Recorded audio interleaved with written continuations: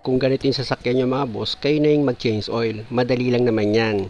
Gagamit ka lang naman dyan ng box wrench sa number 17. Luwagan mo itong drain plug nya at pag maluwag na yan, pwede mo na yung kamayin para mas madali mong matanggal itong drain plug. Siyempre naman mga boss, dapat may nakahanda ka ring pansalo ng maruming langis mo. At pag kaunti na lang yung tumutulo, pansamantala, ibalik ko muna itong drain plug nya. Pag naipakapit ko na yan sa thread mga boss, gamit itong box wrench sa number 17, hihigpitan ko muna yan. Dahil nga ang susunod kong gagawin dito mga boss, babalik ulit ako dito sa ibabaw ng makina ni customer. Gagamitan ko muna yan ng pang-flashing. Pag ganito mga boss, ang ginagamit kong pang-flashing yung pure oil din. Para sa akin kasi mga boss, mas safe yan. Pag langis din ang gagamitin mong pang-flashing. Pero kung wala ka naman budget mga boss para sa pang-flashing na langis, pwede naman yung patuluin mo na lang. Ginagawa ko rin yan mga boss pag yung customer talaga kulang sa budget. Pinapatulo ko na lang. Hindi naman masama yun, pwede rin yun. At dahil sa naisalin ko na yung langis sa pang-flashing, pa-start ko na itong makina.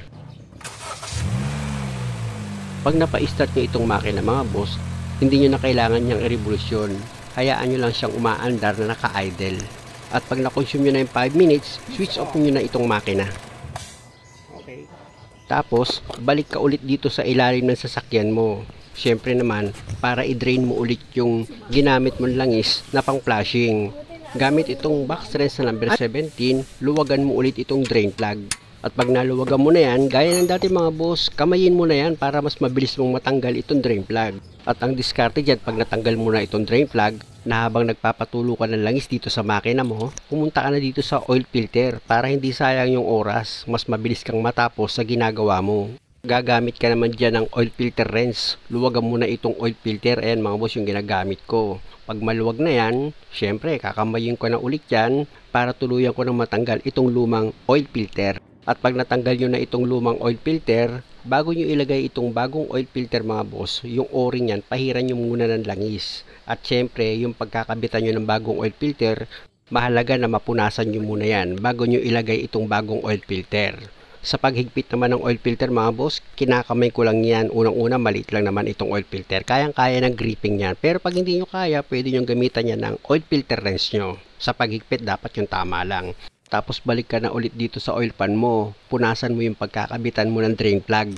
Gaya ng dati, pag naipakapit mo na yan dito sa thread nya, gamit itong box wrench sa number 17, higpitan mo na yan mga boss. Siyempre naman dapat sa paghigpit, wag naman yung sobra-sobra sa higpit. Isipin mo, sa susunod, i-change mo ulit yan. Kaya wag naman sobra sa higpit para hindi ka mahirapan sa pagtanggal ng drain plug sa susunod na paggawa mo. After mo mapunasan yan mga boss, balik ka na ulit dito sa ibabaw ng makina mo. May nakahanda si customer na 4 liters. Pero hindi mo isasalin lahat yan mga boss, may matitira ka dyan kaunti. Mahalaga na gumamit ka ng dipstick para sigurado ka sa sukat ng langis na ilalagay mo dito sa makina. Pakatandaan nyo mga boss, ang layon ko sa paggawa ng video, mabigyan kayo ng idea o kaya matuto kayong gumawa. At sa paggamit naman ng dipstick mga boss, meron naman yan pool na nakalagay o kaya meron yan dalawang tuldok. Para hindi ka magkamali ng pagsukat ng langis, wag mo munang isagad yung pagbuhos mo ng langis. Kahit nakulang pa yan ng kaunti, pwede mo na yan paandarin mga boss. Kasi papasok pa yung ibang langis yan sa oil filter, siguradong magkukulang yan.